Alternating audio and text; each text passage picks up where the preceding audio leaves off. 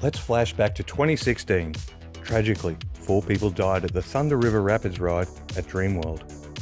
In the Olympics, Australia finished 10th on the medal table. 8 gold, 11 silver and 10 bronze, our lowest ranking since 1992.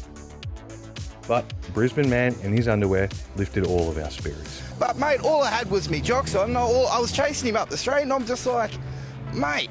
On the local rugby front, the Barbarians, fresh off their fairytale 2015 win, were celebrating the club's 20th season. They were primed to defend their title. Steve Scotland returned as head coach, inspired by the milestone year, but the reality didn't match the expectation. The squad had a different feel. A number of senior players were at the back of their careers, and the next wave wasn't quite ready. Numbers were lean, and with that came challenges around consistency, selection, and ultimately culture. It wasn't a lack of effort, it was a lack of cohesion. Week to week, it felt like the club was trying to hold things together rather than build momentum. Training numbers fluctuated, combinations changed, and the edge that defined 2015 was harder to find.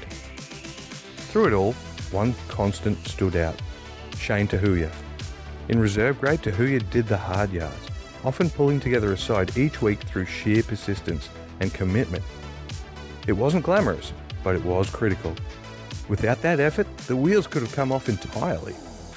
There were moments during the season, particularly around the 20-year celebrations, where the spirit of the club came back into focus. Old faces, stories and reminders of what the Barbarians stood for. For brief periods, it felt like things might click again. But over the course of the season, it never fully translated. 2016 became a year of underachievement. Not through lack of care, but through lack of combination of timing, depth and transition.